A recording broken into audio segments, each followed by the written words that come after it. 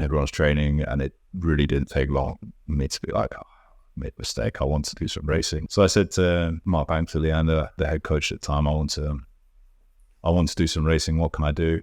He said, we've already got all our boats formed. I said, can I do the single? And he was like, well, you can try and qualify it. So that's what I did. I went to the Henley Royal Regatta qualifiers to try and qualify for the diamonds, and managed to qualify it. Then a couple of races into the regatta, I won a race, and then the second round I had this guy, small country, New Zealand, who won 2 Olympic gold medals in the single, Mahe Drysdale.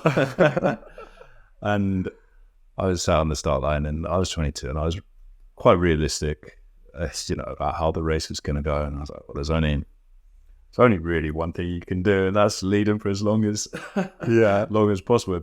If I can even get my bow in front.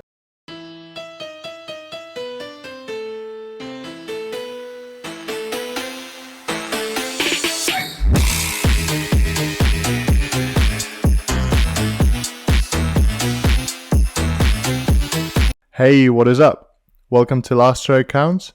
Today's guest is a Henley winner, world champion, and current member of the GB rowing team. Please welcome Seb Devereux to the podcast. Hey guys. Hey. Thanks for coming on, man. No, that's really good. Loads to talk about on this really interesting thing. We haven't had anyone who's done some rowing in America for a while, so that would be really interesting to get into Washington. So that's a program everyone knows about, and a bunch of other things. Yeah, I'm sure we'll jump into it. So, did you row at the Shell Boathouse? So UW don't actually row out of the Shell Boathouse anymore. Mm-hmm. Their boathouse is about 400 meters around the corner from it. But usually day to day, you go out rowing and then you row past the Shell Boathouse. Mm-hmm. I'm not exactly sure what it's used for now, but it's still there. It kept it in nice condition. Pretty epic. Awesome. Quick announcement before we get into the show. If you'd like to support the podcast and if you like what we're doing, you can buy us a coffee at buymeacoffee.com/lastrowcounts. And then you can also check out our Patreon, where we've got some great stuff and bonuses at patreon.com/lastrowcounts. If you want to, yeah. No, we doing our best to bring great guests. If we get a little bit of a wider net, cast a wider net, maybe for a bit of cash in. But yeah, no, if you like it, couple quid. If not, just keep watching it for free. Yeah, I mean, it'll be good because we want to keep bringing episodes out every week and keep getting incredible guests on. So my announcement would be, just in case anyone's really angry with my Arsenal top, I'm not really an Arsenal supporter.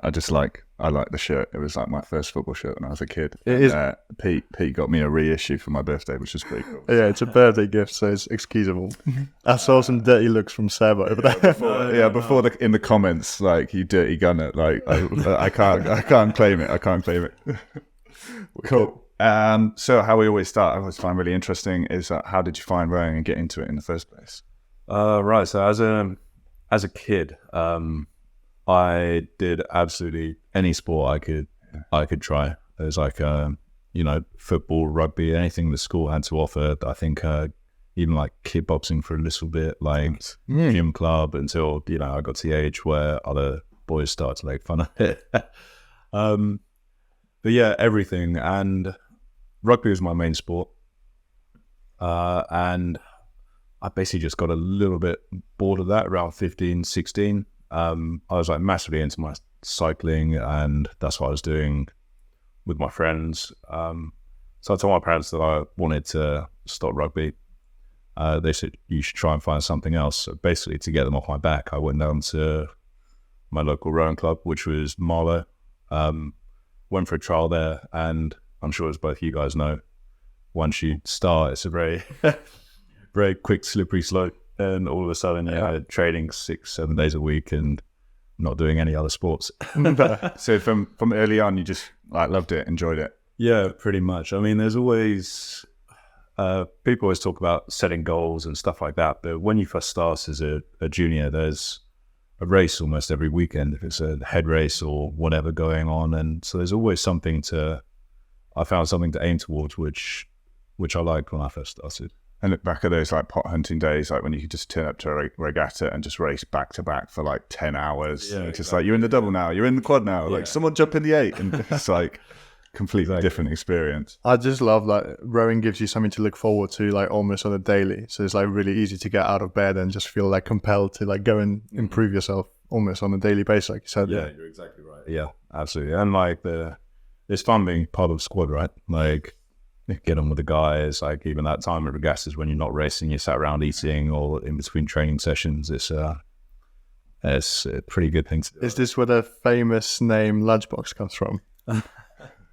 So that actually started, I think it was the guy, Tom Wilkinson, who was out at Leander the first year I got there, and he's a few years older than me, so he was kind of on his way out. He'd done some stuff in the team and with the seniors when I got there, probably some of it. Yeah, right.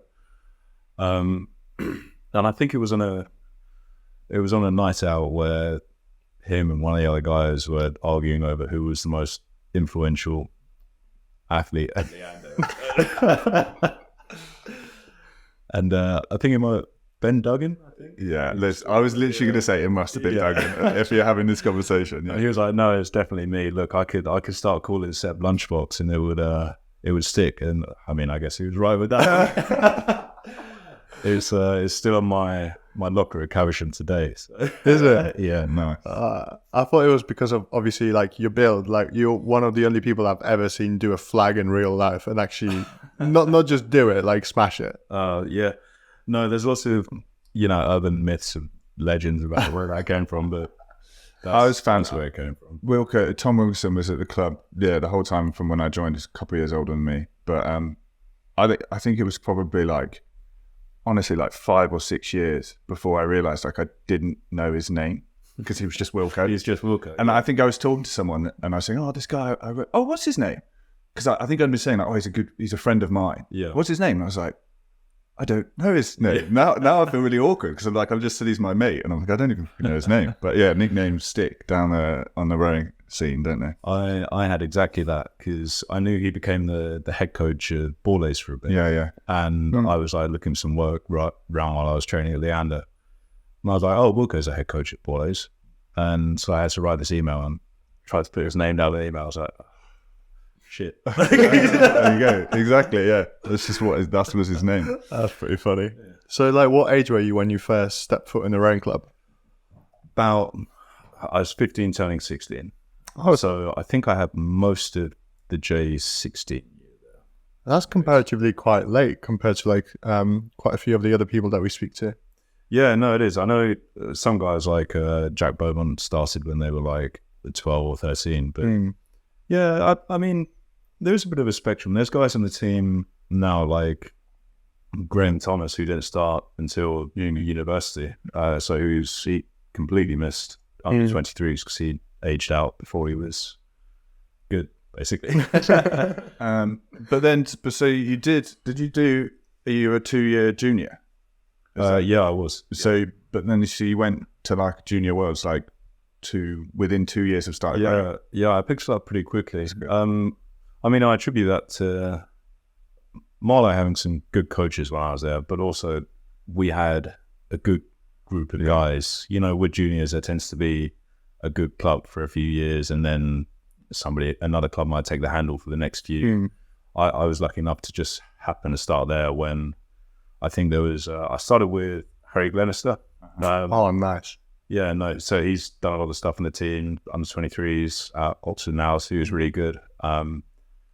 Another guy, Josh Kent, did some stuff with under 23s, and Charlie Simon. That was basically our core full group of guys, and I ended up being in my first Henley quad with them.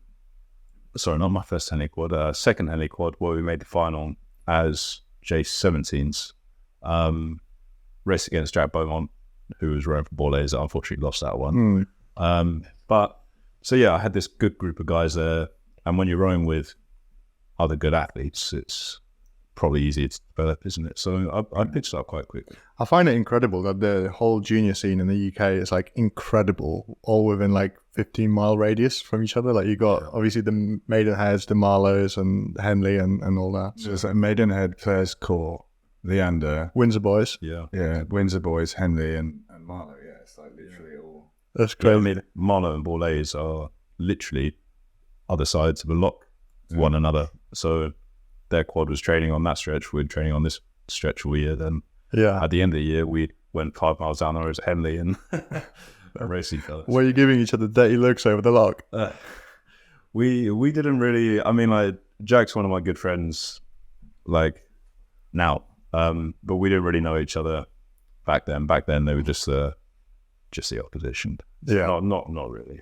Was that when Robin was coaching it? Yeah, that's right. Yeah. Legend. I actually rode with a guy from Borlase, a guy called Mike Timothy. The GB Junior Trials used to be in doubles, or one day in singles, one day in doubles. And I don't know if it's still like that, but I asked him if he wanted to row together, and Robin coached us for that trial, which we won. But Robin was a great coach, really good guy. Yeah, a legend. RIP. I rode with him briefly at Leander as well. I had a really good year with him. He was a cool guy, and I bought his single off him, which was like the first single I ever had, which was pretty cool. Oh wow! And Robin got you your first servicing job for Rowgear as well. Yeah, that's it. Yeah, when we first bought Rowgear, I didn't really do any servicing. The company we bought was a guy who was just buying old ones, fixing them and selling them again.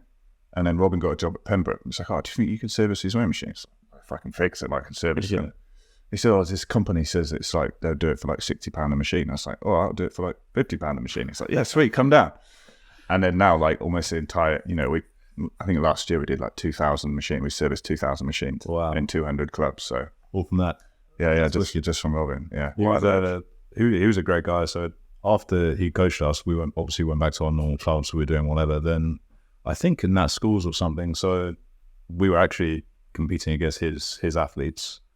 It was raining or something, and I didn't have a jacket, but he lent me his jacket, which is just a nice thing to do. Which I then lost and had to pay it back, or my mum and dad had to pay it back for at the time. Yeah. Oh, legend. Yeah, lovely guy. So yeah, you did get a Nat Champs win, a junior Nat Champs win, was it? Nat Schools, was it? Or Nat Champs? Yeah, that's right. Yes. I think I won with Marlow. I think I won the double sculls in Nat Schools, and we also won the J16 quad. Then for my second year of juniors, or second, my J18. Yeah, last year, yeah. I moved to Leander, which is, I was with you guys for a little bit, and that year I won the single. So presumably that move got a bit of success, really enjoying it, thinking where's the place to be, or is that you lost to Borlase? You're like, I need to be somewhere else. No, it wasn't actually, because like I say, we were J17s in that 40 final at Henley, and so we were looking really strong for the next year. It was really for school. I went to Henley College, and then Leander may have been a bit of a cherry. Like, it's a pretty cool place to go and row. I think that's why we all went there. Yeah. I mean, yeah. But yeah, it just seemed they were like, you can stay at the club. I was like, oh, cool, like moving out home. Did you sleep? Were in the dorm, or did you? Yeah, I was in the dorm. Yeah. So that was just great, because it was like going to school, coming back to the club, trading, going to school, coming back, training. Yeah. Get your lunch cooked for and all that sort of thing. That's good. At that point in my career, I wasn't really I didn't quite understand, because I'd only done it for a year or two, like the gravity of Henley and Henley winds and stuff like that. I was just interested in the single. At that point in my career, it was my dream to be a single sculler, and it was quite obvious if I stayed at Marlow, I wasn't going to get to do much single sculling, like stuff like Sculler's Head and whatever. And Leander said they would give me the chance to do that, so that was also another reason. Did you ever try any sweep as a junior? Not as a junior, no. Not as a junior. Marlow is traditionally, as juniors, the clubs tend to scull first, and the schools tend to sweep, don't they? So that's how I got into sculling. I didn't sweep until I went to the States. Yeah, I was going to ask about. I was just wondering when you started, but yeah, we'll get there. I was going to ask, how did you find the comparison between Marlow and going into Leander? Like, obviously you're surrounded by all these incredible, highly driven individuals. What was that like? Yeah, so I think first week I was there, I dropped about 3 splits off my half-hour PB. Because I've been training at Marlow, with good juniors, and then maybe walked into Leander with a bit of an ego, like, I won some junior trials or whatever last year, and then sat down and did a half hour next to some of the seniors, and I was like, oh wow. Do you remember who it was you were sat next to? I can't remember who was it. No, I don't remember. No. But I remember one of the first times I talked about this before, but early on, sat down on the erg, and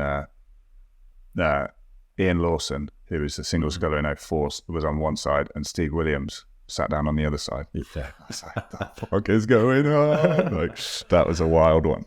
Yeah, so that was like time to figure out. And that's what it's about, isn't it? The environment, like just being around those people that just lifts you. Mm-hmm. Like, I definitely remember, like a couple of years after I finished, I was down fixing the ergs, and then George and Barney were like, "Oh, we got a half hour. Like, come and do it with us tomorrow." It's like, sod it, I'll come and do it. And like, I pulled much bigger than anything I ever would have got. Like, I forgot the environment, the buzz, like everyone's there. Like, I'm not going to let it go. The music, the occasional chain whip, and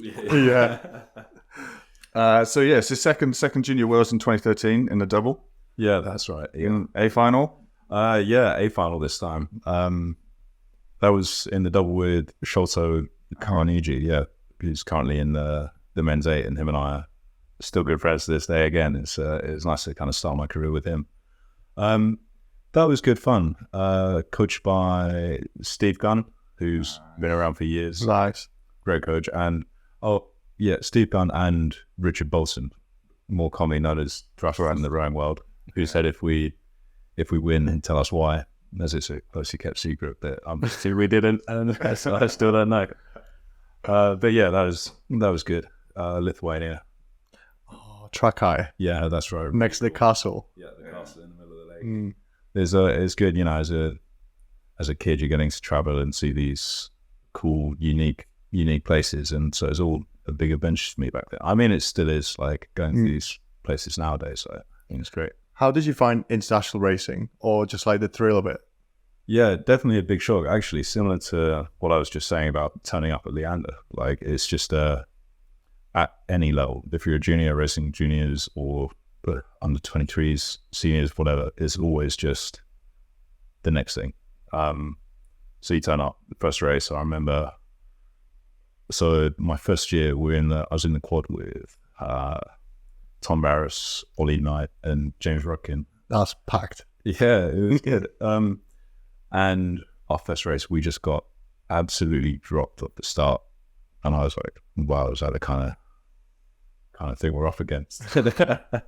And the next race, we sorted it out and went quite quickly. Unfortunately, that was our one good race of the regatta, and we just weren't quite good enough to go much further. But yeah, massive step up. But fun. Like I say, you always want something else to aim for. And 2013 Henley, that year, was that the year?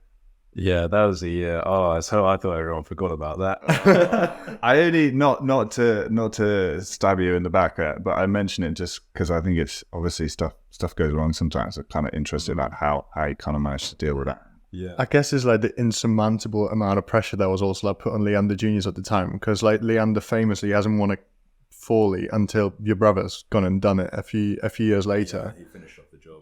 Yeah, no, but I mean, like it was kind of like a big thing at the club at the time that like juniors were really looking to sort of do something that year. So like, do you think that like played a part? Can you tell us like what happened?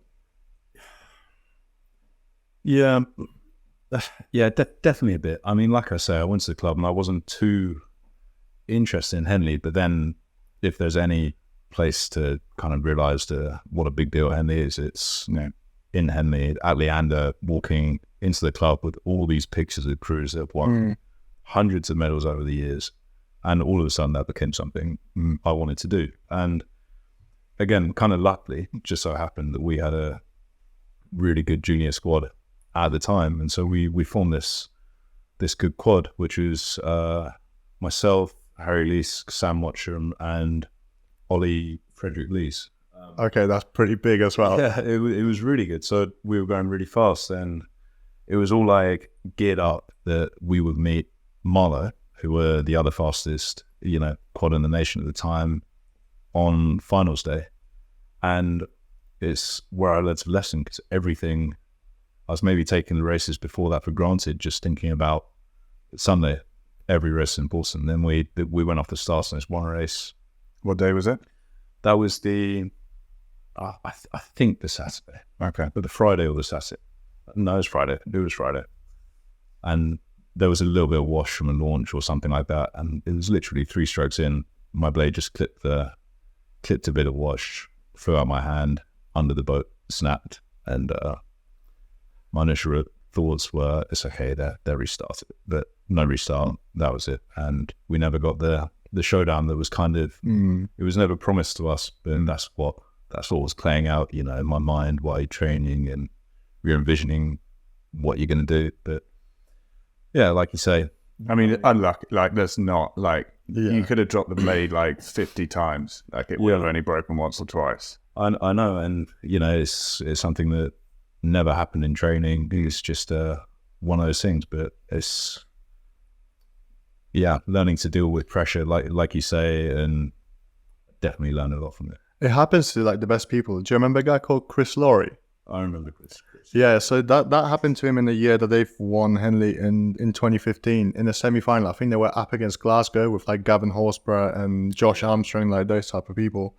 And then again, off the start, he completely like lost control of his blade for like 5-6 strokes. Like luckily they managed to like get back through, but like only after the enclosures or something like that. So it's just one of those things, like Tom always says, like expect things to go wrong on race day. Because it happens, yeah.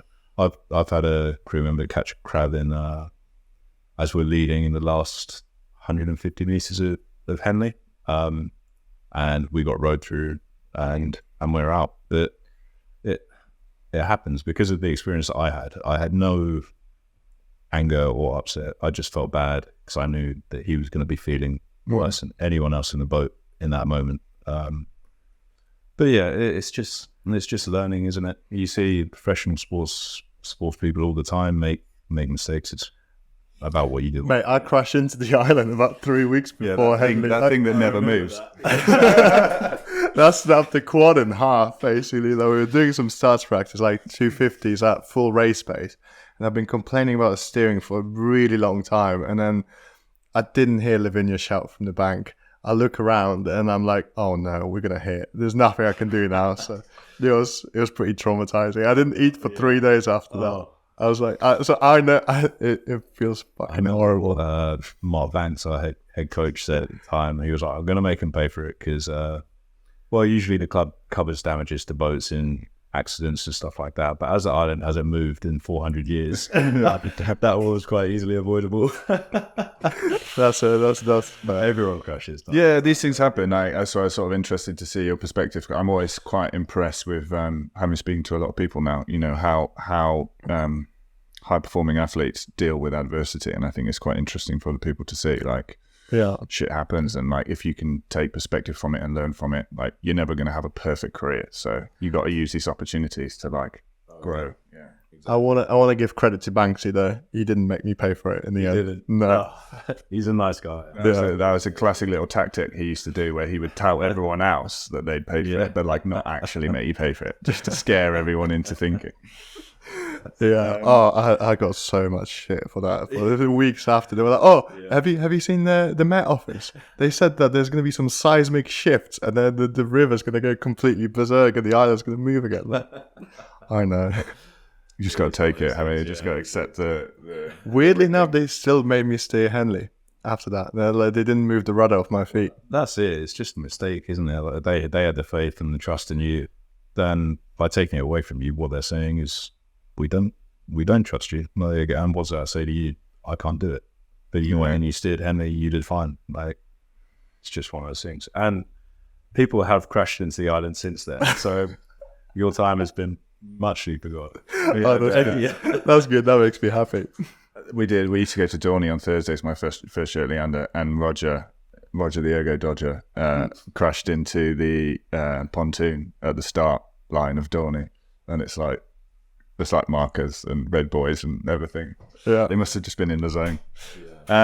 Cool. So next year, then, like 2014, step up to seniors. Was it at this point you sort of thinking maybe I could do this forever, or are you still just kind of taking it a bit at a time? So I think going back to my days at Marlow, talking about the small goals along the way, in the back of my mind was the Olympics, always. Yeah. So doing it forever, I don't know about.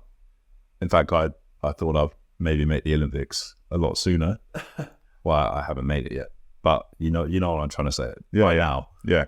And so I could see myself doing it for a long time. Cool. Yeah. And coming off the back of snapping that oar at Henley last year, I was more motivated than ever, really, to go and get that win.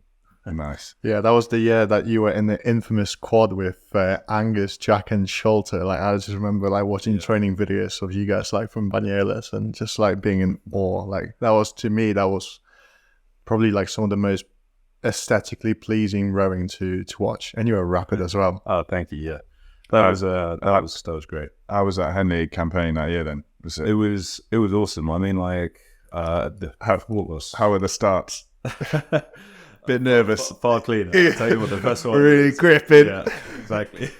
I was super good with my hands, so that. Yeah. It was awesome. I mean, that whole year, like stepping up to doing a senior under 23 senior program with Sholto, Jack, and Angus. We didn't really know each other coming in. Like, I knew Jack, who was at the club the year before, just as a senior while I was a junior. But we all ended up being really good friends, like we are to this day. But at the same time, we were training with each other every day. We're all going to under 23 trials against each other. And so we had a group of like 4 good guys that were really pushing each other on every session. Yeah. And so getting into a fast quad was almost like a byproduct of all our own individual training. And we got into the quad and it just clicked. Really good, really good. Who was your coach at the time? We were coached by Matt Beachy and Jane Hall. Nice. Yeah, a pretty good combo, really. Big shout out to both of them, both Matt and Jane. Yeah, it's interesting to hear what you said. Like, I think it's a common theme to, obviously you set goals, but you, like you said, the process was push each other in training. The outcome was go fast at the end of it. It wasn't like we need to win that. It was like keep it internal, like keep the work, like push off each other, and then the outcome is some success. That's right. And so Angus and Jack were slightly older than Sholto. Jack was a 1 year junior, so he was I think roughly 2 years older than me, and then Angus maybe a couple of years older than him. But Jack had already done an under 23s, under 23 World Championships. Angus had done a couple. So, you know, in Sholto and I's minds at that point, they're the guys to not necessarily beat, but they've done what we want to do. And so if we can beat them, then you can see the target. Right, exactly. It becomes a bit more real. So, and they were great. I think they kind of understood that as well. So they took us under their wings kind of thing, which is really helpful for our development, I think. What a great environment to be part of. Also, like, so competitive, and the people that you literally battling at trials also then that you can get in a boat with together and learn from, and just firsthand see how they operate, what motivates them, etc. Like, you literally steal all their secrets, like what they're eating for breakfast, that kind of thing. What did you win by in the final, Henry? Do you remember?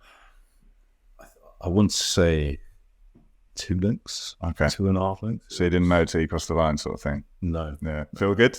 Enjoy it? I cried when we crossed the line. Oh, yeah. Nice. So I did, and I think Jack still makes fun of me to this day. So it winds me up when people don't even like allow themselves a chance to celebrate those things. Yeah. I think in rowing as well, we can be so focused on the next thing. So I asked the question. I like to hear that people are like, it was brilliant. But there is a picture of us crossing the finish line, and there was a bit of blade drama that day after we crossed the finish line, thankfully, where I caught a crap. And, it gets pinged into my chest this time because we're moving that way. That's the only one. That's right. It catches on my all-in-one, but I had my hands in the air and I was like, I'm going to celebrate. I'm not sorting this out yet. Yeah. So it's just almost ripped my all-in-one off me. Yeah. No. Yeah, no. That's epic. I mean, there's certainly... It's an occasion to get emotional about. Like, it's a huge win. It's like one of the biggest regattas in the world. So no, that's epic. And then you went in the quad to under 23s? Yeah, that's right. Was so we the whole quad or not? No, it wasn't.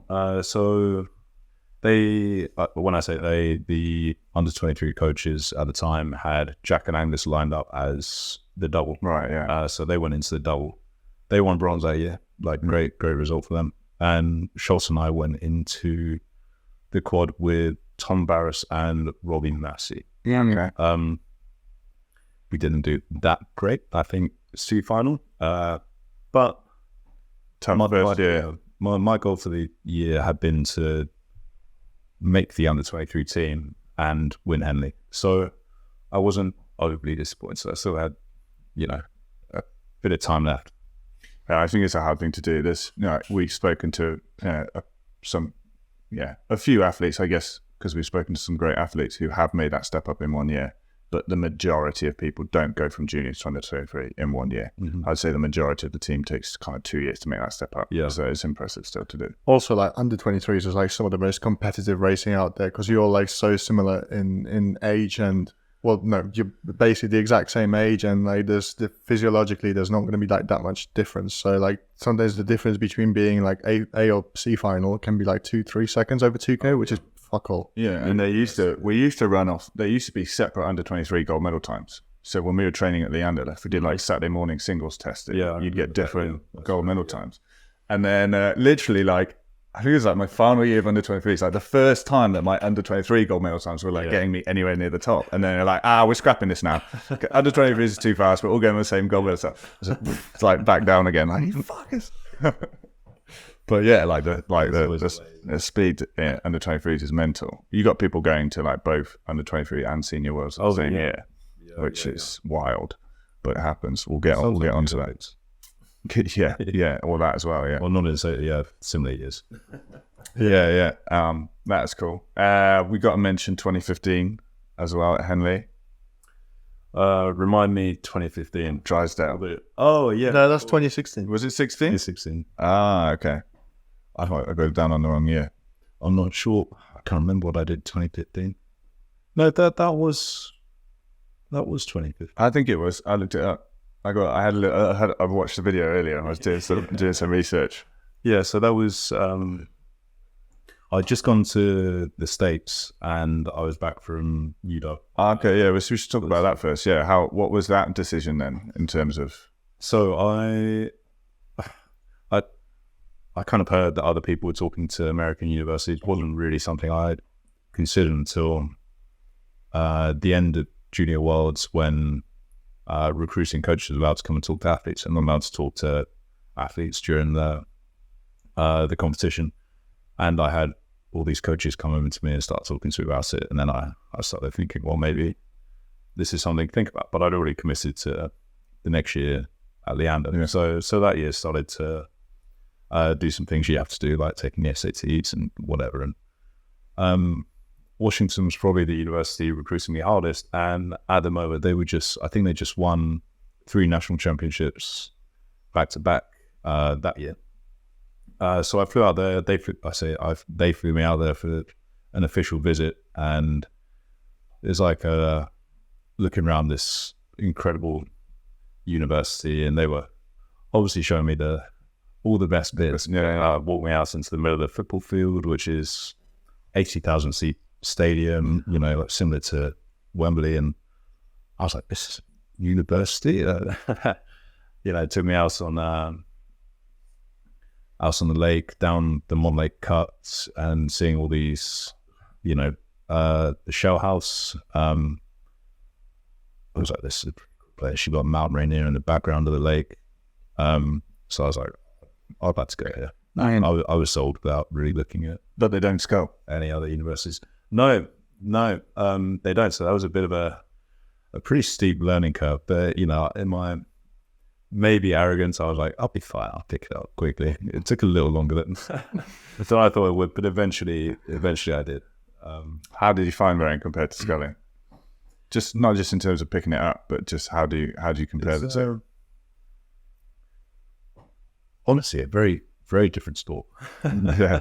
Like, it's amazing how something so similar can feel so different. Yeah.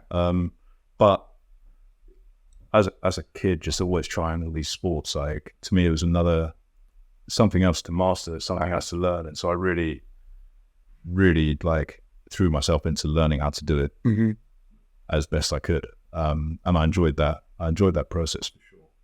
And in terms of training in America, obviously you guys, from what I hear, do so many like more training pieces, and like just it's super competitive with like just athletes upon athletes. How was that a bit of a culture shock? Yeah, absolutely. I come from Leander, which is very much an athlete-driven program. Lots of steady-state miles, and most of the athletes are at Leander to try and get into the team, which means they have very singular focuses. And Henley, as I mentioned, is quite often the result of all these athletes training for one thing, but actually they can go and do this other pretty massive race, which is Henley. Of course, you have athletes that want to train just for Henley. That they can all jump on the boat together, kind of.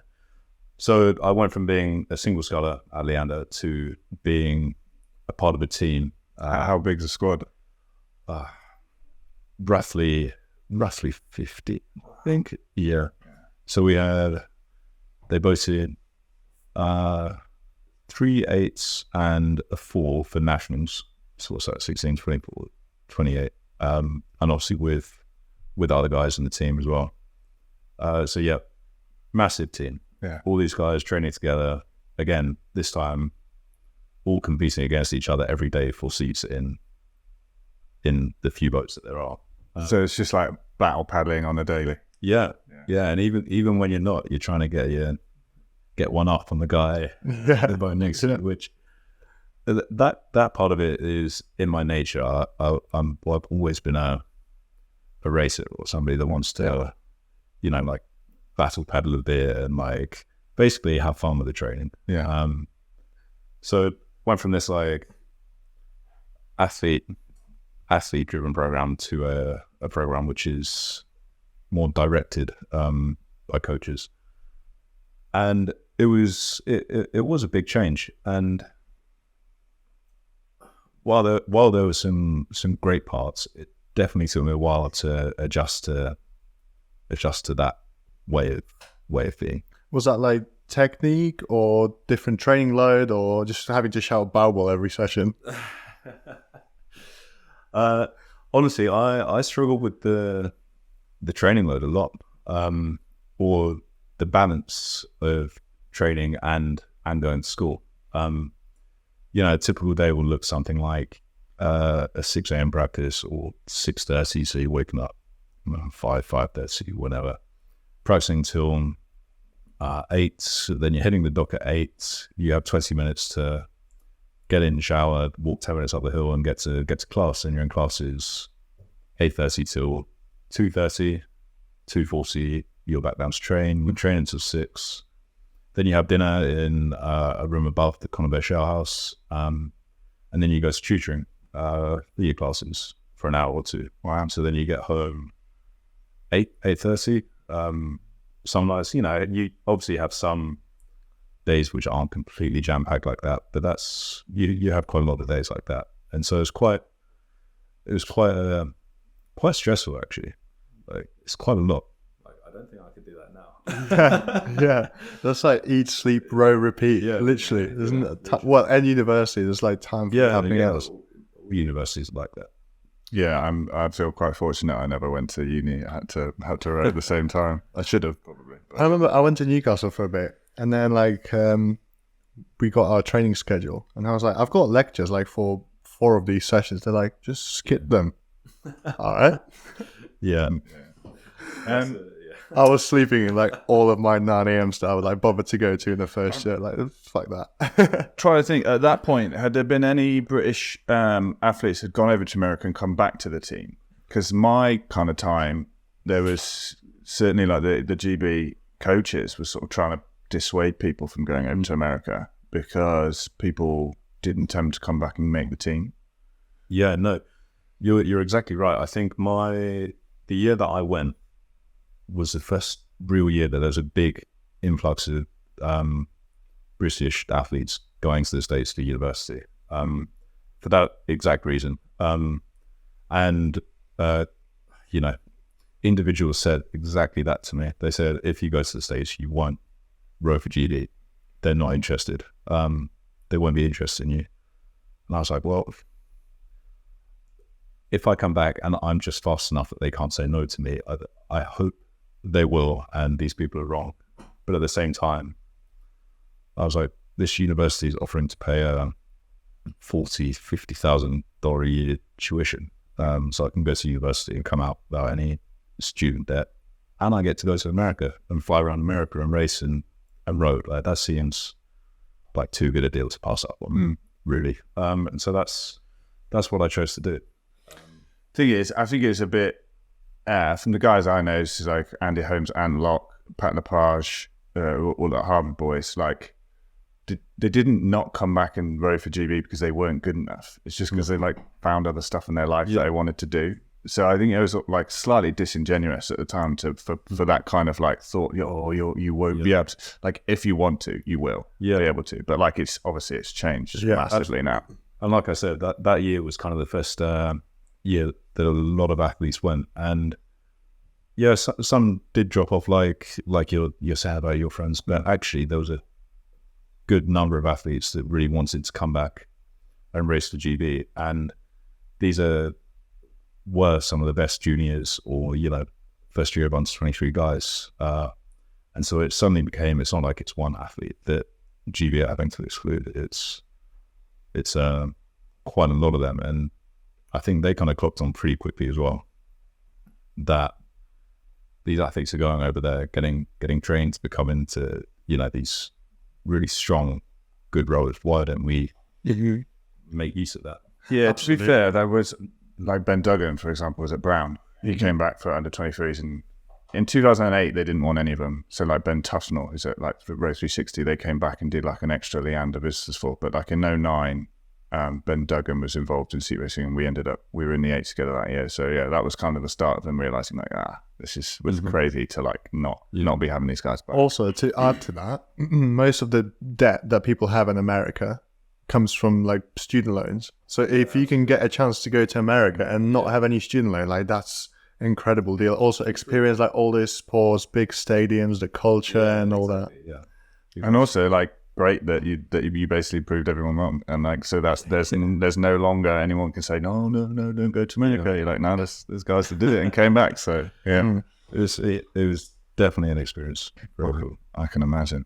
So yeah, like we said, 2015 come back, jump in the single. So I mentioned that I kind of struggled with a balance of training and school life. I was kind of given the option that year by GB. Like I said, they adapted very quickly, and I said, if you want to do under 23s to try and process, you have to go through. And so I was sending them ergo scores, doing 5Ks and 2Ks in my own time to submit to them, kind of thing. But this is what all the athletes are doing. And it got to the end of the year at UW, or end of the collegiate racing season with IRAs, and I was so burnt out from school and training. I said, you know what, I don't want to come back and row for the summer. I need some time for me. Obviously I came back and I was just doing a bit of training at the club. How old are you at this point? 20. I was 22 at that. Okay. And everyone's training, and it really didn't take long for me to be like, I made a mistake, I want to do some racing. So I said to Leander, the head coach at the time, I want to do some racing. What can I do? He said, we've already got all our boats formed. I said, can I do the single? And he was like, well, you can try and qualify it, and that's about it. And so that's what I did. I went to the Henley Royal Regatta qualifiers to try and qualify for the diamonds, and managed to qualify it. And then a couple of races into the regatta, I won a race, and then the second round I had this guy, small country, New Zealand, who won 2 Olympic gold medals in the single, Mahe Drysdale. And I was sat on the start line, and I was 22, and I was quite realistic about how the race was going to go. And I was like, well, there's only really one thing you can do, and that's lead them for as long as possible. If I can even get my bow in front, and I think I did manage to for. Yeah. I look back at the footage. It's funny because Alex Gregory is on the commentary. Yeah. It's like because it's just from the back. It's like it really looks like he's holding him. It looks like he's holding him. And it cuts to the angle from the island, and you're like full half a length up. Yeah. And it's like, oh, he's gonna hit us. I remember that. Cool. We were all like rooting for you big time at the club, and this was epic. Like so long as we could like get see the photo of like you in front of him, like what more do you want? I still have that picture. Yeah, I can't. Who was saying that? Where they say if you race someone like Mahe, maybe it was Dave Bell. It's like, well, when he raced Malcolm Howard, it's like, well, go out, get in front, get your photo, go home. I asked the reason I asked your age. I think like at 22, like that's a really mature decision to like step back from under 23s. And I think like it's a really difficult thing when you're presented with like opportunities. Come and row for GB and under 23s, like. It's really easy, even if you're not ready or you're tired or you're carrying injuries. Like so many people are like, I can't turn it down. I can't possibly turn it down. So I think that's like really cool at that point that you were like worked out that you needed to just take a chill. And even though you went and raced Henley, like in your single, that's a very different level of pressure. And you still would have had to have like another 3 or 4 weeks. It was more like a fun event. I don't think anyone in recent years has won the diamonds at 22. So it's like something that I was doing just for fun. Yeah, exactly. And I loved it. And it was what I needed. Then I had a couple of weeks off and flew back to the States. We talked with a lot of other people about when points in their career when it starts to really, really struggle. And if you're not enjoying it anymore, it's really, really hard to continue. So to be able to kind of sit back and perspective and be like, I need to like have some fun here and then go back to it. Also like the amount of maturity that you need to have to kind of also confidence to say like, okay, I don't want to do international racing this year. I'm just going to like prioritize my own well-being ahead of anything else. I think I probably would have just not had the confidence to like go and do that. So I think that just shows how good you and how well you can like set your own priorities and things like that. So I think that's probably an example that possibly, especially with mental health being like such a big topic at the minute, more people should take heed of. It was a big decision. I did that summer, like I said, I came back and regretted not doing it because I came back and I just wanted to train with all the guys and race, and I found a way of doing that, which was Henley. It was and I actually did the same thing the following year, but that year knowing how I was going to feel about not doing under 23s. But it's like we spoke about, you kind of fall into the sport, and it was that summer that I realized, wait, I've been doing this pretty seriously since I was 16 now, and you don't really have much of a break, especially if you're doing international stuff in the summer, because then you have a couple of weeks and then you're training again in September. And so that was really when I first thought I need to, like you say, like take some time for me. That following year, 2016, is where I found you in Cardiff Bay in a pretty infamous double with the People's Champion. How was that as an experience? That was just great fun. I kind of didn't really know Dave Bell at that point. That was the first time I met him. Yeah. So I did the same thing again. Came home. I wasn't rowing internationally, and basically wanted to do some fun stuff. And I thought, why not home countries? I couldn't really find anybody to do it with, so I entered the single. Dave was also racing the single, and we had a bit of a ding dong at the trial. And then afterwards, he came up to me and said, "Do you fancy just doing the double?" I was like, that sounds way more fun than rowing on my own. And so that's how that double was born. And so we did a little bit of training in it, then headed down to Cardiff Bay in some horrendous conditions and managed to take on the win there. And had a great time. You've had him on, you guys know him. He's a character.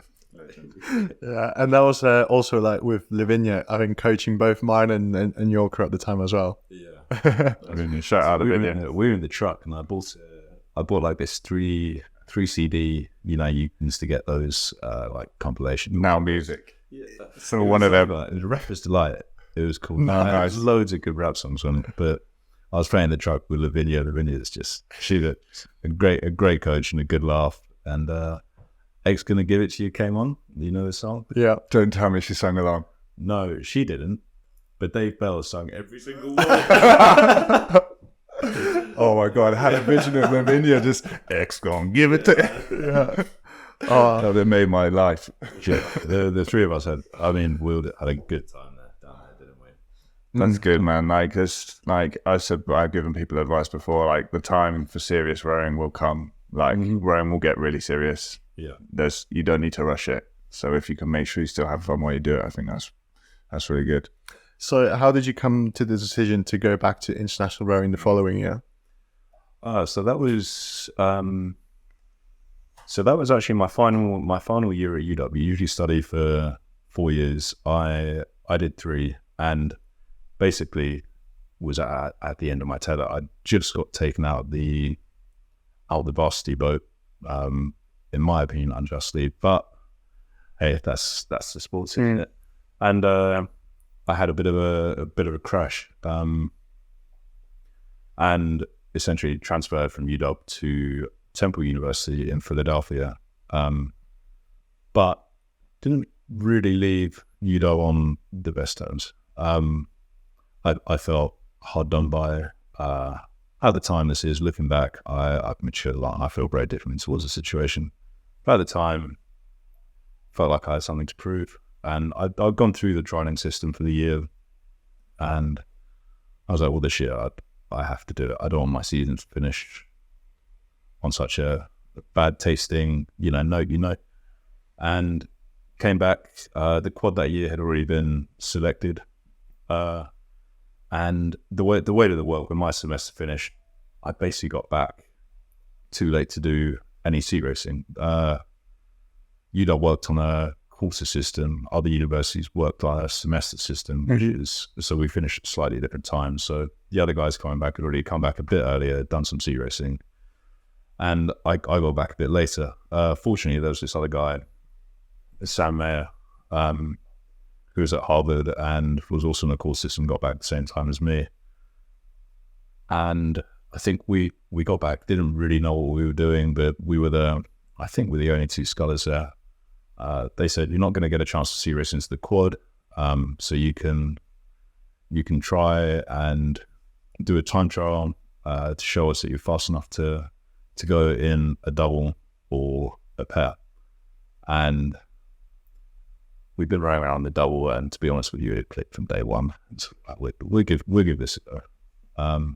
Did a time trial. I can't remember the exact time, but it was decent enough to get selected. So it was purely like, it must have been pretty decent. That late in the game, like GB aren't happy with like an okay time. Yeah, but then it has to excite them. 2 absolute units, and Sam arguably has got the biggest quads in rowing. Yeah, he puts a lot of cyclists to shame, to be honest. His quads Yeah, I bet it was difficult trying to like carry his weight in the double. I didn't have to do any carrying. I think he carried me. So how long did you have in that crew before you went out to the championship? Did you race it at Henley? 8 years ago. We didn't race it at Henley. I think we had about 4 or 5 weeks. Okay. So not too long. We had about 3 days before we did that speed order, and then after that training. So we were kind of I guess the stragglers.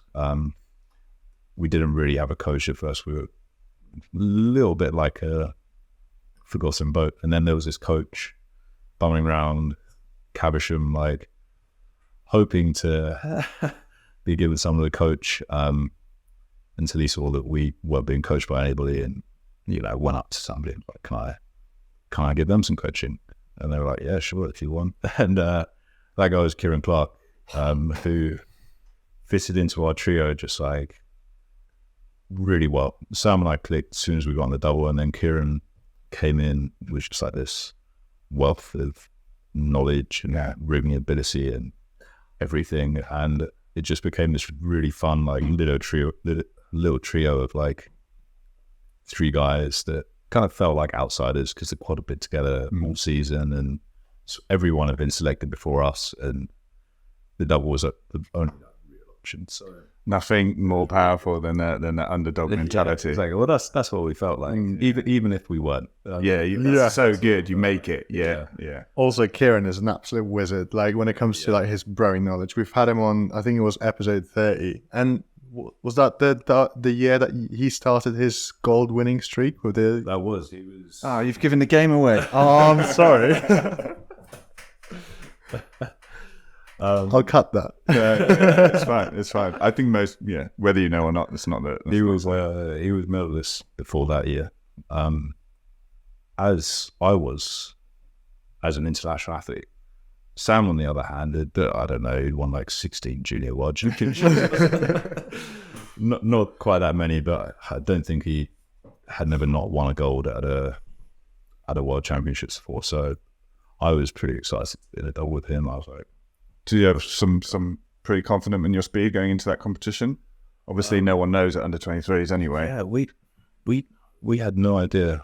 We'd done some stuff at Caversham, and in fact, we'd done some really exciting stuff. It just felt like every day we were getting faster and faster, and then we can kind of see ourselves like climbing up the pieces and climbing the pieces until we're suddenly hitting some percentages where we're like, oh wow, like I was hoping just to like come back and maybe make the team for under 23s, and now I'm like, we might make the A final. That'd be cool.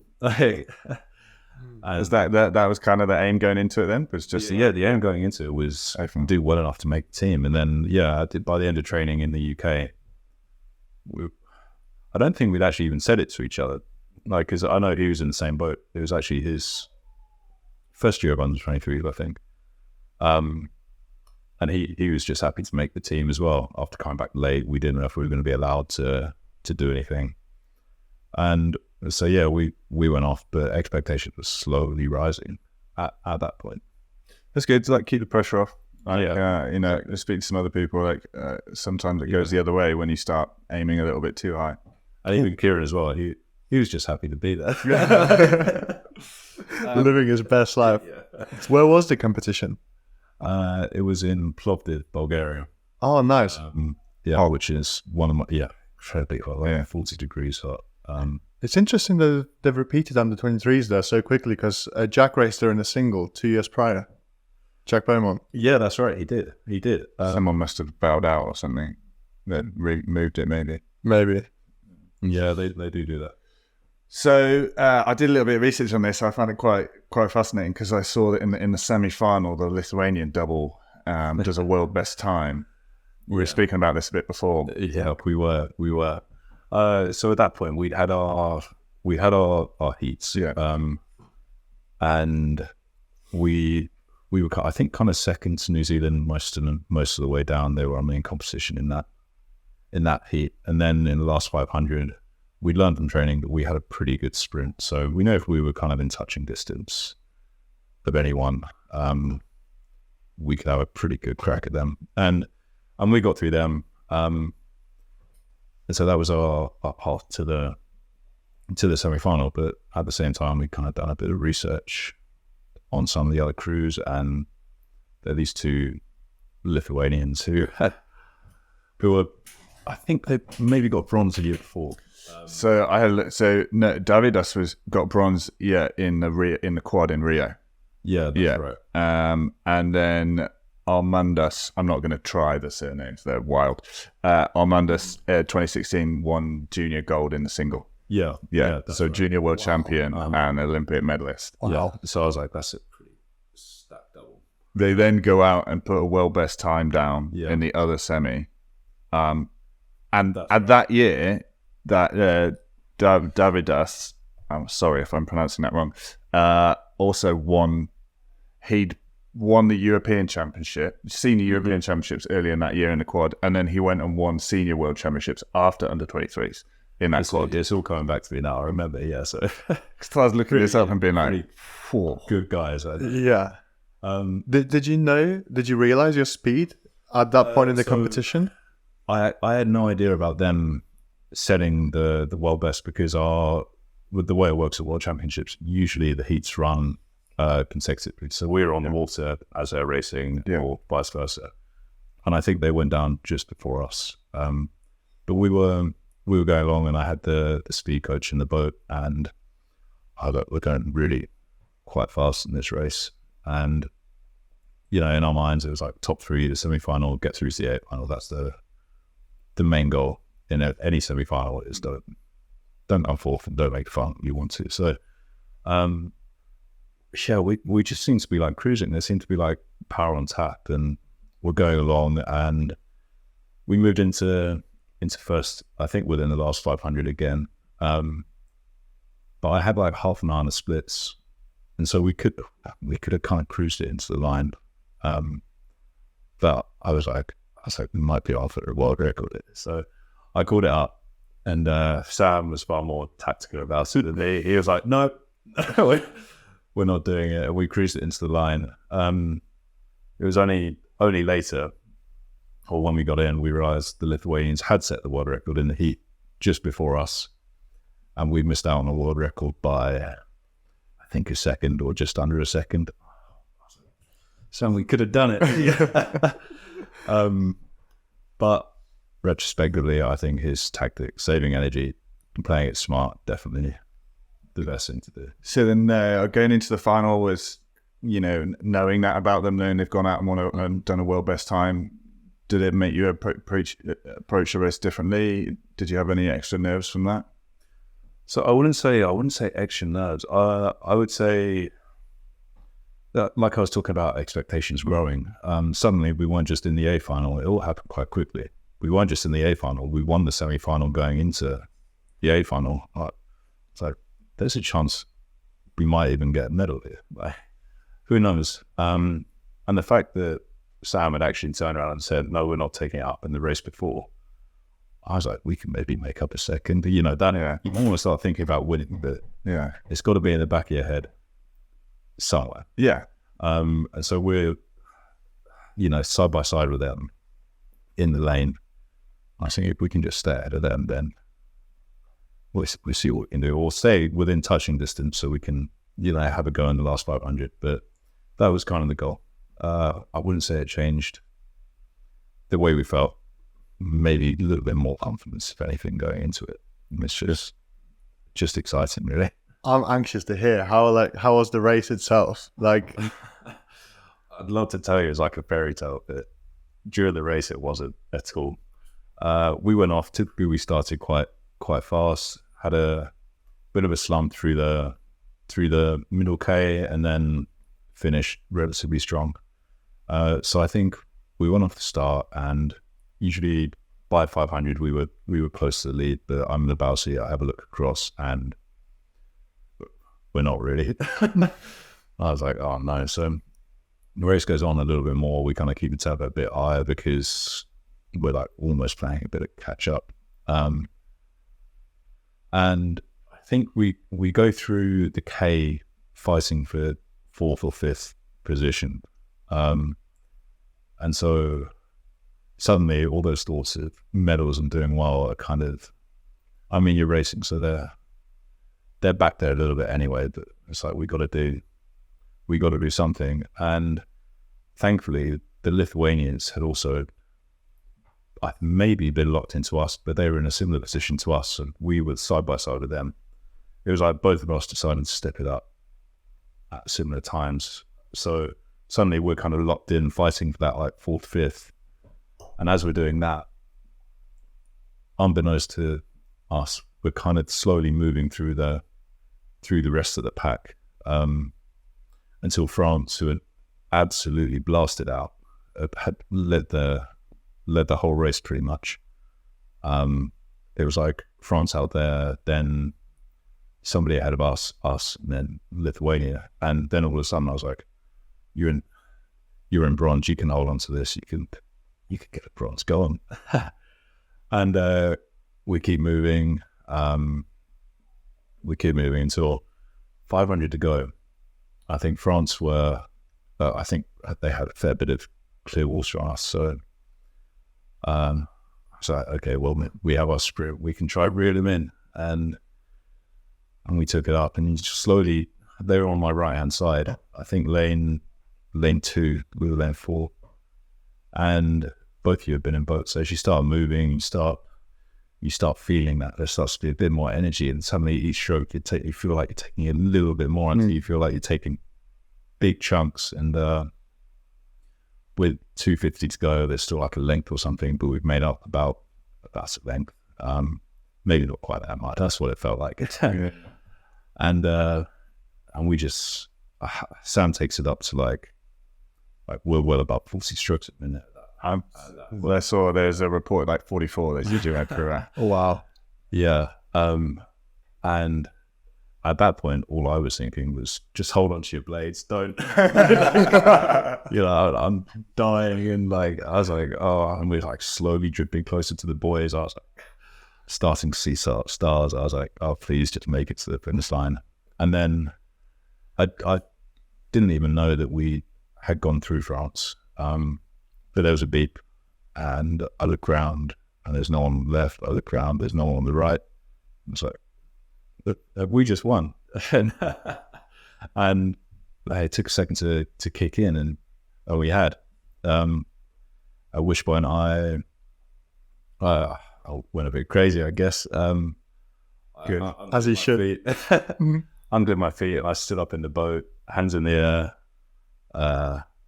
Had a bit of a shout. Meanwhile, Sam is bent over double in front of me, and he's going, sit down, as he's trying to balance the boat and stop us from falling in. But yeah, that's the story of the final. So awesome. No, it wasn't a fairy tale in the moment. It was like, but nearly in fifth place at the K. Like, so there was never really any confidence until we were like slowly clawing our way back into. You fought for it. You had to literally grind back every stroke for that last case. So I guess in that way, that is a bit of a fairy tale in itself. Maybe it didn't feel like it at the time, but like how epic is that? In retrospect, it really was, especially after a disappointing year for me. It was like, yeah, kind of everything. The stars have aligned, basically. I found this guy that I just clicked with in the double, good friends with. We found Kieran again, just clicked, like this coach that I immediately kind of trusted, which is between athlete and coach, really. Mm-hmm. I saw everything just went right for a little bit, and that was good. I mean, things went wrong after that, and have several times throughout my career with injury and illness and missing things and whatever. But it's for those small moments where it goes right. It's worth it. So that's what the people who don't achieve things like that don't get, is that they just see the win and they're like, oh, I made it look easier, and they don't see the tough bits. But also the winning when you didn't know you were gonna or should or wasn't supposed to beats winning when you because when you're expected it or you expect it of yourself, sometimes you cross the finish line, it's just like, oh, thank God.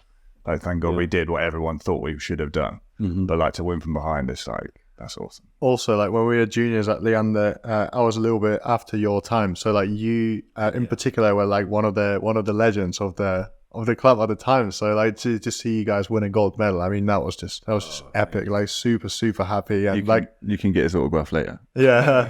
All right, I will. But no, like to me, like fully deserved it. Especially like after the struggles of the previous 2 years and pulling out, and like that's awesome. Thanks. It was definitely.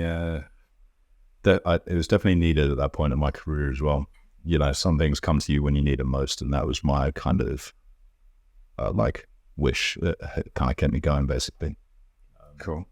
Did you go back to America after that? Did you have one more year? I did, yeah. So I went back to Temple University in the States, and after having such a rough time for 3 years at Washington, I just like to add in, so many people go to Washington and have a great time. Some people don't. It just wasn't the right fit for me at that time. So even after that gold medal, it was almost like that's a pretty good place to finish your career, like winning a world championships. Like that was kind of on my mind a little bit. And I was almost dreading. I was going back because I'd done 3 years of university, and I had a scholarship to go and finish it. So I was like, it makes sense to go and finish a degree, and you have to row for a year. And that was it. But, if somebody's paying my scholarship, I'm going to go and I'm going to train hard and I'm going to do that for them. But I went back and I met this amazing head coach, Brian Perkins, and all of his assistant coaches over there, and literally fell in love with the sports of rowing again over that year. Like, my teammates again that year, incredible. Coach is incredible. I hit some PBs on the ergo, and just had such a great time, and came back motivated to be like, no, there's more in this sport for me to do. So I came back and started the pursuit of the Olympics. Yeah, back at Leander. Yeah, that's right. Nice to be back. It was comfortable shoes. Yeah, exactly. Yeah. It really was. I say like a home, but I lived there for the best part of a year and a half when I was a junior, and that first year. Really, you lived there for that long? Yeah. We got kicked out after 3 months. Go find somewhere to live. Yeah, so it really was like a coming back home for me. Yeah. Henley's my hometown now, and the club, it's been amazing to me over the years, letting me come back and race for them and with them. Like against Mahe that year, I did another couple of quads where they let me come back and jump in. And so, yeah, I was really happy to be back. Cool. I guess then, so 2018, 19, pushing for the team, how did that go? Was this kind of injuries?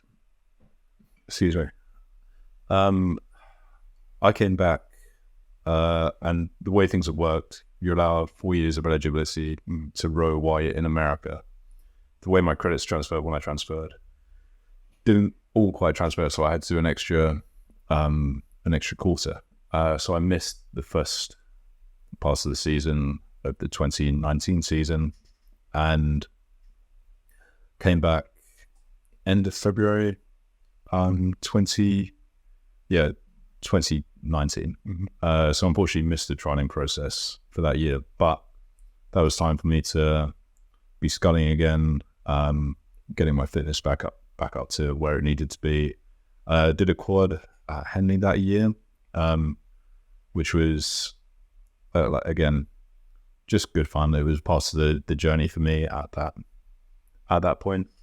And then 2020 was the real season that I was hoping to break into the team. I mean, I would have liked to have been it in 2019, but didn't play out that way. I bided my time, was training.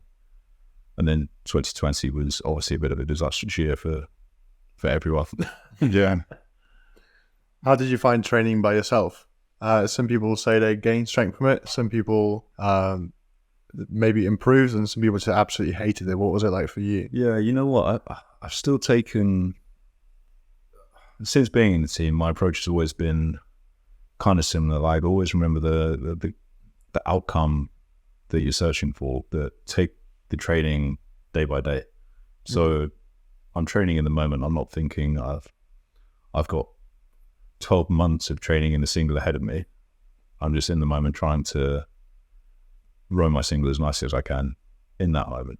But it's a lot easier being around, as you guys know, that group of athletes at Leander, the coaches, like, although you're in the single, a lot of the time they got the whole sculling squad out in the singles as well. So you're paddling around with each other, you're racing each other. Washing people down. Yeah, trying to stay ahead of pairs and like whatever. There's banter and all that crap. Yeah. So training one didn't particularly bother me at that point. What was it like? Like, obviously moving from the fastest boat category, which is an 8, back into the single. Like, did you ever struggle with transitioning periods, or how do you also like keep motivated in a single? First, going from the 8 to the single, the years that I did come back from the States, I'd always done a bit of sculling over the summer. So I always came back quite quickly. Maybe if I'd done 4.5 years without touching a sculling boat, it might have been different. But I didn't find it too hard to get back. And when you came back, was there any thought of sweeping, or you're like, I want to get into the team sculling? Yeah, you know what? I actually, Good question. I actually really loved sweeping. But I had my sights set on the 2020 games at that point. And given, my delayed return, I basically had a season and a half to do it. And the first season was almost written off because, in terms of GB, that is, because I wasn't able to be part of the trialing process. Not that I think I would have done that well that season anyway. Like you said, I'd just come back from America and hadn't had much time in the sculling boat, so to be thrown right into the midst of what would have been like sea racing at that point in the season, probably been a bit much. So I had one trialing season to try and get to Olympic trials, which is April. So September to April. You've got November trials, December trials, February trials, and then Olympic trials. Pair rowing is tricky. You need a good partner, and not just a good partner, a partner that you can row well with. You can be two really good guys and go quite slowly. I've seen it. We've all seen it a few times in our careers. So I thought you got full trials. I just thought maybe I had a better chance of getting an invite to Olympic trials if I took it my own, or at least there was less risk involved, Yeah. Yeah, and plus your history with GB was all sculling, so you would have thought that they'd be much happier, And so then that's how I went down that path. But I would have loved to have swept. It's not over yet. It's not. It's definitely not. How did those 4 trials go then? Were you happy, or with that performance? I mean, it's always tough, isn't it? Olympic year, people talk about the standard just elevating again. Yeah, it really does. Everyone's going through an Olympic year for sure. Long story short, it was coming back to me a bit slower than I wanted it to. I don't think in terms of my ability to scull, but really getting to the level of fitness needed to make that step up to an Olympic team. So I felt as though each trial I did, my ergos were pretty solid, but the on-water results, I was just kind of doing enough to make it through to the next round. But you know what you're good at in life and in sports, and side-by-side racing is what I'm good at. So just have to make it to Olympic trials, which is a championship-style regatta, 2 days of racing, time trial, semi-final, final. And I managed to make it there. So I was like, now you can do some side-by-side racing and show people what you can do. Funnily enough, the time trial, I came 11th. So it's top 12 through to the AB 5 semi, which is just what I was saying. I was like, I knew going into that, and I was like, time trials aren't always your best thing. You just have to get into those semi-finals and then you can race. And so we got to the semi-final, and sure enough, there's a lot of doubts in my mind at this point. It's like, what if you're just not as fast as you think you are when you're side by side? But raced that semi-final, came second, and got a spot in the A final. So I was like, brilliant. Like, that's, now the lowest you can come in 6th. It's already 5 places up from the 11th place you just done in the time trial. So now you got a chance tomorrow to go out race and place better again. So then finals day comes around. For me, honestly, anything above 6th would have been a good result. And I managed to place 4th. And I was like, well, that's a pretty good place to finish in an Olympic year. I was proud of what I achieved that season then. It all amounted to that. Then almost immediately after that trial, the country shut down, COVID, everything. And so that was kind of the end of that for a while, basically. Then during COVID, struggled a bit with my back, and ended up having some injections in my back, which then kind of made it pretty clear that 2020 or, then 21 wasn't going to happen. Steroid or scleroning? Steroid. All 4 L5 or L5S1? L5S1. Yeah. 6 of them. Wow. Yeah. That's brutal. 6 rounds. No, No. all at once. Yeah. X-ray guided. You got to yes, on Keen. the first set were. The first set, I've had lots since then. Oh, join the club. Yeah. For everyone else, sorry for everyone, including Pete, who doesn't know what we're talking about. No, I've heard you talk about it so many times. I've caught on now. Yeah. It's just part of rowing, isn't it? Yeah. So then, that was another interesting time for me because I thought if I managed to do that games would be the end for me. So a bit of time wrapping my head around doing another 4 years because, at that point I was 20, I was 24. Another 4 years takes you to 28. And so in my head, I haven't made it this time. What if I don't make it again? There's a lot more of my life because, at that point I've done, I've won Henley, wants to do that, under 23s, and kind of ticked off all the other stuff I wanted to do along the way. Mm-hmm. The last thing for me was the games, which only comes around every 4 years. So it's not like for another year. And then if I'm not there, we'll see. But so that was a big life decision. But obviously I chose to go that way and got invited into the team that following season post the 21 games. So at least then I was in a place where if it's going to happen, it's going to happen. So how did you find Caversham? Interesting. Turning up there is like, I remember the first day is like, first day of a new school. Yeah. All these people I don't know, even down to like ordering breakfast. I'm like, how does this work? But also exciting, settled in pretty quickly, and it became pretty obvious that they got a pretty good group of guys and girls, friendly people, very enjoyable to train with, and settled in quite quickly. The main difference there was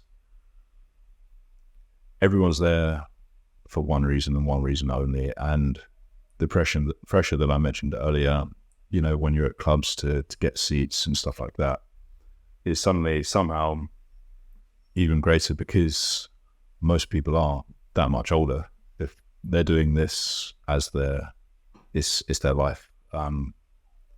So yeah, that's the main thing, which is maybe a little bit uncomfortable and maybe takes away from the enjoyment slightly. Yeah, I agree with you. I remember chasing, always chasing funding and always chasing getting into the team, and that being like the goal for all of us for so long. And then when you get there, you're like, oh, I'm not seeing how well I can do anymore. Like this is it. This is my job.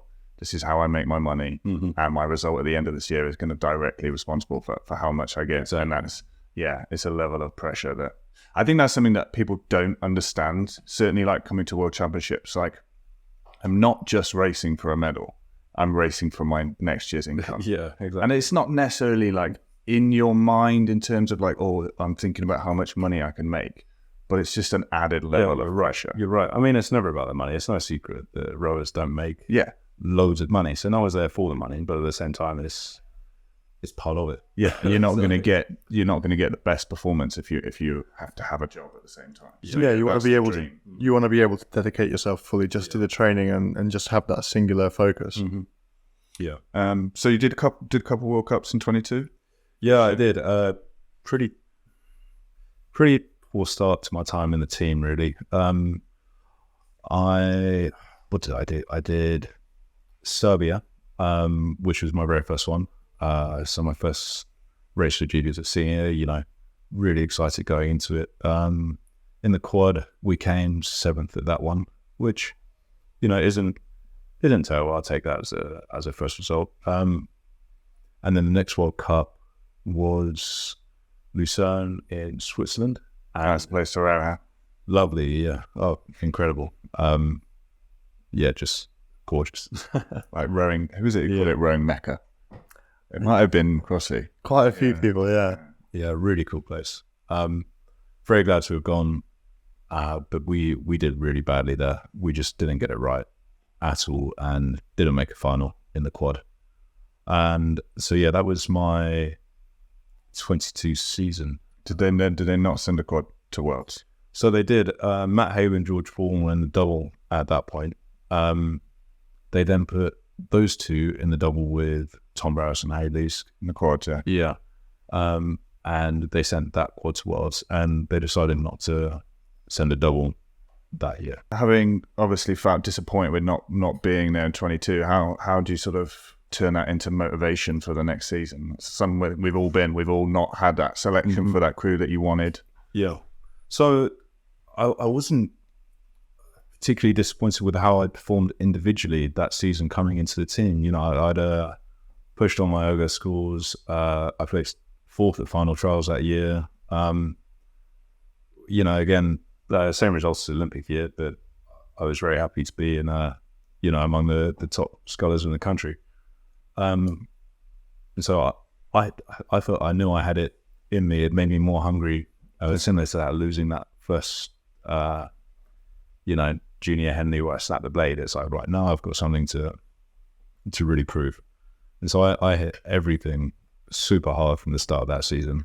I think I PB'd on every single lift in weights, half hour, 5K. Epic. 2K, I pretty much match 0.1 off, which is, you know, painful, but maybe another day I would have done it.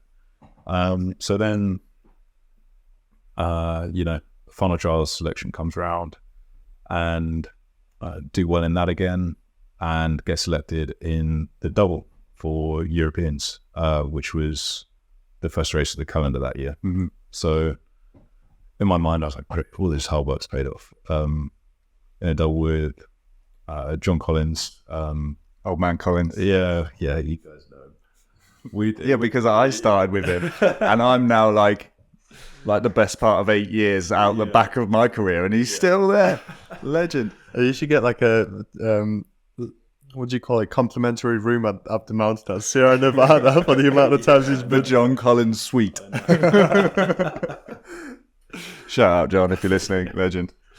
So we go on. You know, I've been in the team a year and a half at that point, and you know, made friends. Well, I like to think I've been with almost everybody in the team, but John's somebody who I get on with really quite well. So also super excited to be in a boat with a guy like that. Mm-hmm. So we start training for Europeans in it, and everything's honestly going really quite well until one day my back goes. And were you like managing it or struggling with it, or were you not really having any issue with it? Yeah, so I missed out earlier in the season, just after Christmas time. I had this kind of spasm in my back, where it just kind of went like that one day. I wasn't even doing anything besides paddling, just one stroke, and couldn't really move. So I came in, you know, got sent to have scans done, speak with surgeons, stuff like that. Hats off to GB Rowing that took care of everything. You know, it was like I went in from that session, and within 2 days I was having an MRI, which is like, I think Anne Redgrave's pretty much going to be like the world's leading back specialist at this point. Yeah. By the time the last time I was in the team, my back went. Well, I went in to see Anne, and she was like, "Well, we could go for an MRI, but we know what it is, don't we?" Yeah. So calls at Milton Keynes. This is like, my back goes first session. Got a meeting with Anne at 10. Calls at Milton Keynes, books me in for 2. We drive up to Milton Keynes for 2 and have X-ray guided injection. I was like, incredible. That is wild. Yeah, amazing. I'd love to have her on at some point. Yeah. Oh, I've added it on LinkedIn. Yeah, me too. Yeah, so handled really well by them. At that point, you know, I got the MRI back, and I've slipped 2 discs or 2 bulging discs. You know, there's some stuff that's always been going on my back, and I had been managing it until that point. And essentially, one of these discs had slipped and was like pushing on a nerve. So they gave me options. One was you take time off and try and let it get better naturally, but that could be a long time, even if it doesn't get better. You can have some injections, more steroid injections in my back, basically, to try and relieve it, and then not have time off training, but switch modalities, so do some biking, some swimming, stuff like that. For You could go for surgery. So I still remember, now we've got, 2 years to the next games. So I'm thinking, I don't want any time off, and I want to come back. I want to race World Championships this season. I've been selected. And so I went with some injections, which basically made it feel incredible overnight. And I was back training within 2 weeks. So that was December. So then a few months down the line, April, May, when I ran around with the double with John, it goes again. And so I was like, oh God, this is not good. But I was like, I had the injections last time. They really helped. So let's do that. I had the injections this time around. They didn't help. Strange, isn't it? Same thing, that you can have a different. I've had the same thing with some of my sets of injections. Yeah, some of them good, some of them not. I remember Charles Cousins, who said he come out his first set of injections. He was like, "I am healed." Do you remember him saying that? Yeah. I mean, I've never really like had problems with my back or like struggles. So it's like I'm just obviously trying to sympathize. It must be like really difficult. Like, how do you? What's like the driving factor that's like keeping you going, even though like, you know, obviously there's something wrong going on, like with you're potentially like, you know, risking like your long-term health. Yeah, so that's the thing. The second time it went, that's when I really started to think about long-term health and what I could do, because then surgery was presented again, but this time I was never told this is what you have to do. The choice was always mine. Good. But everybody that's seen the MRIs, you know, medical professionals were saying this is what we'd advise. For me, which the operation would have been a micro discectomy, which is where they go in and remove part of the disc, which is slipped and is pushing on the nerves. At the time, I was thinking, you know, the injections worked before, and surgery should be a last resort. So that's why I went for the injections. The downside to the injections was if the injections don't work, which obviously they didn't, I was hoping they wouldn't. I'll be back for the end of the season. You have to then wait for the steroid to leave your system before you can go in for surgery and have an operation and essentially have more stuff put into you. So that's where I found myself. The injections didn't really help. But a couple of months went by, and, you know, at this point I was still struggling to like stand still for 5 minutes at a time because of this pressure that was going through my back. And yeah, so I was like, okay, now we need to, it was actually at Jack Burns' wedding, one of your friends, where I was standing for the ceremony for 20 minutes, half an hour. And I had my friend George Bourne next to me, and he was like, you can't stand still, can you? And I was like constantly shifting around trying to get the weight off my back. And I came up from that, I was like, it's not going away, it's not getting better. You need to do something about it. So then opted for surgery. That led to me missing World Championships that season, basically. And then this season has been recovering from that surgery. Coming back. I think it's worth pointing out, just for not everyone will know, obviously we're talking about steroid injections, and some people will think steroids is illegal in sports. It's illegal to take these kind of drugs for your own performance benefit, but in terms of like medical benefit, you're allowed to have certain types of steroid injections that are like medically beneficial to you.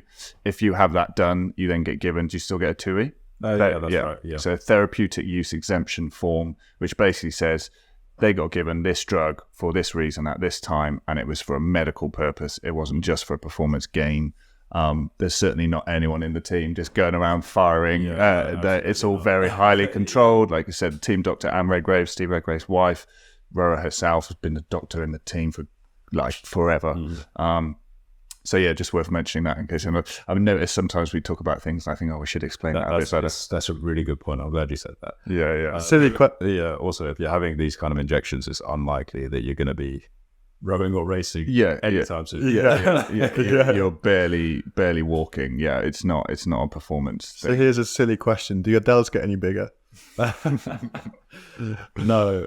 I post surgery, they got a bit bigger, but so did the rest of me, because I wasn't allowed to do anything for literally about 14 weeks. Yeah. So do you put weight on when you're not training a little bit? Yeah. So I thought to myself, I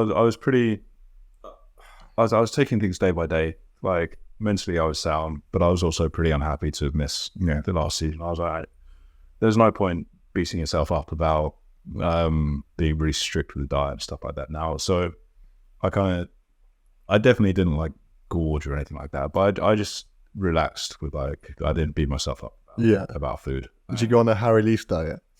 No, I don't think I could survive on that.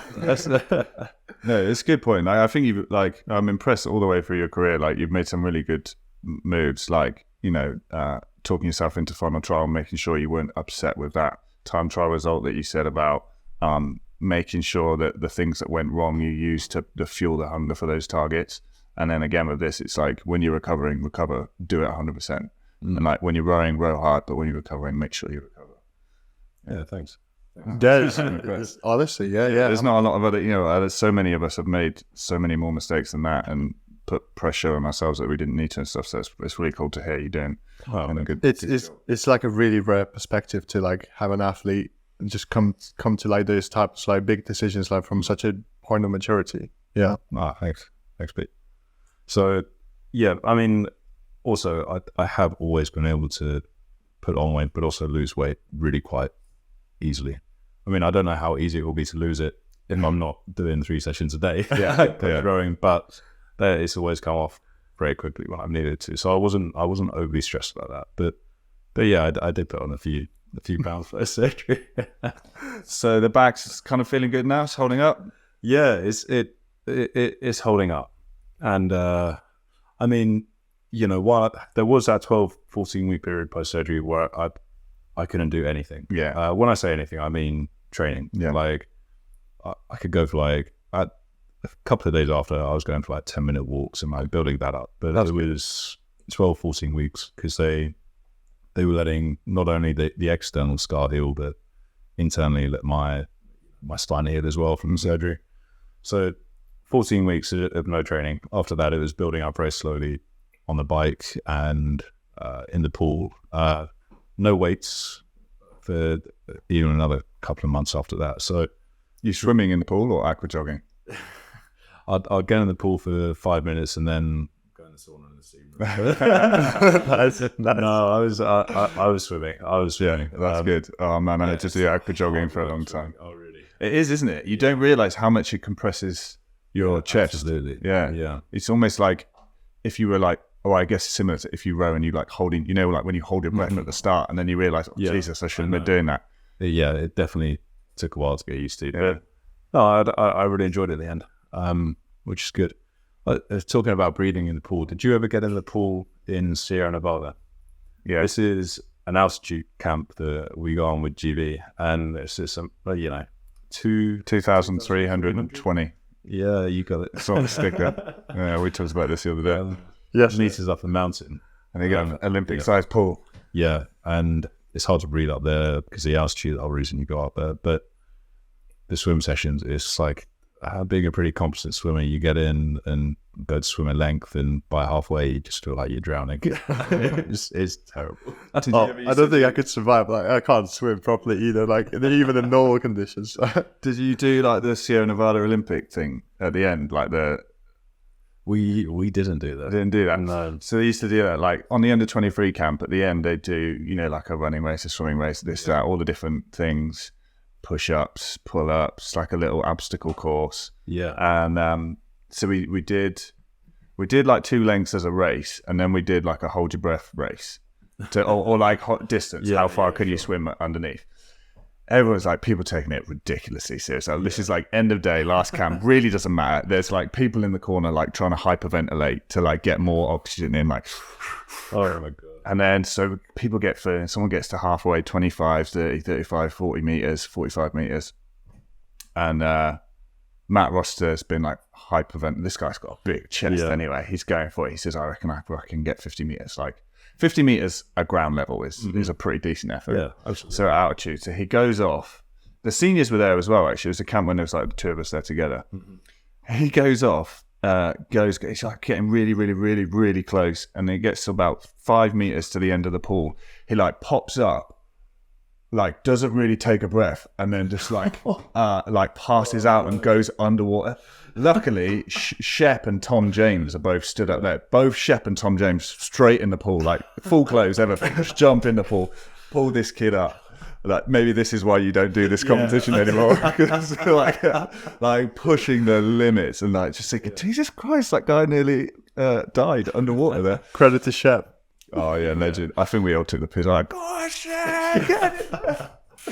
I was nearly dying. Yeah. Scrap that. Yeah. So yeah, coming into this team, into this year, so like back's in good shape, feeling good. Yeah, physiologically, it's holding up. The fitness has been building and building. The back is holding up, and good. It's all I can ask for. Hitting some solid enough scores on the ergo again, and really getting back into it. Yeah, like I can see on social media, like the team's like training in full power. Like every day, there's a walk farm going on. Like obviously, we all got fingers crossed for you, and like this year, hopefully, is going to be pretty epic for GB. So like, it's really like good to like watch it from the sidelines, and yeah. So all going well, yeah. Yeah, it's all going well. We won't get into any of the. I know there's some trial stuff going on now. We won't talk about any of that, but yeah. No, it's just I'll be lying if I said it wasn't in the back of my head. Like I want to get in a boat and stay in it this time, rather than get into a good boat and have something like an injury happen again. So I'm doing everything I can now. Seeing physio as my stretching before sessions has, over the past couple of years, has turned from, maybe a bend over, touch my toes, paying, but what's the word? Lip service to stretch before a session to now like 20, 30 minutes of exercises to get ready for it. So I'm doing everything I can to take care of it. Awesome. That's epic. Like when you spoke about everything coming together in 2017, like I really hope all the injuries and adversities that you had to like face in the previous years, like everything's going to come together for you. No, I really, really hope that. Yeah, definitely got fingers crossed for you, man. Hopefully, it's going to be a great season. I guess only time will tell, really. Yeah, we'll have to have you back on in a few months. We can talk about the last bit of it. I'd love that. Awesome. I mean, yeah. Just something that I wanted to point out. We initially like came up with the idea of the podcast in like summer of 2020, and when I first I remember I was on like a plane to the Canaries, and I was thinking like, oh, who are some of the guests that I'd really love to have on? I wrote down your name. I was like one of the first 3 guests. So it's been like super fun to be able to do this. It's been really good fun. When we first started doing it, I was like, I'm so nervous doing it. It's like I don't want to interview anyone that like we don't know really, really well. So like John Collins for me was one of the first ones because I come up with him, and then I remember Peter's being like, "This is Seb and Jack." Yeah, I'm gonna get Seb and Jack.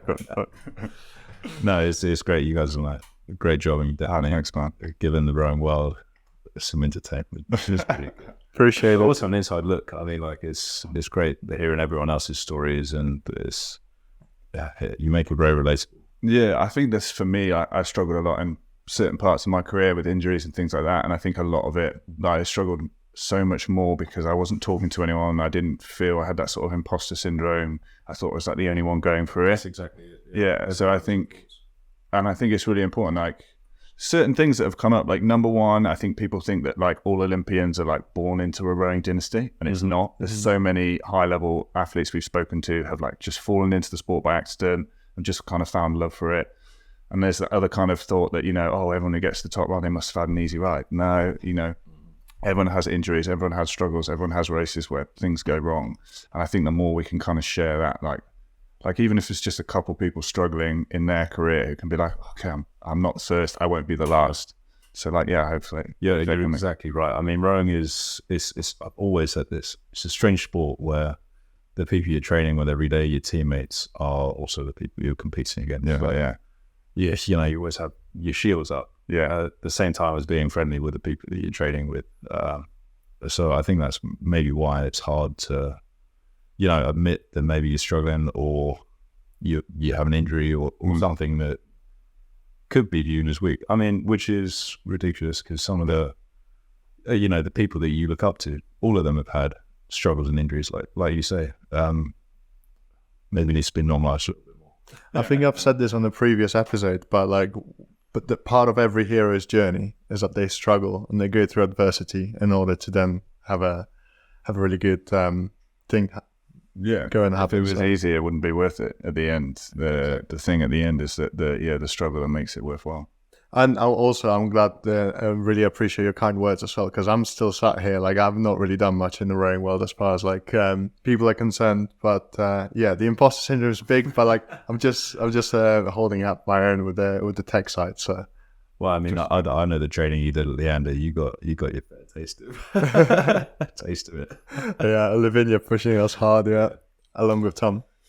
Quick fires? Yeah, absolutely. Out of all the rowing venues that you've trained at, raced at, or visited, and what are some of your favorites? I mean, obviously, Plovdiv, Bulgaria has to be up there. It's every time I've raced there, it's been warm, as in not the weather, the water's been warm, which attributes to boat speed, which means you can put out fast times that we mentioned about the Lithuanian double. There's always been some super quick times there, and it's really exciting to go fast, isn't it? Yeah, that's up there.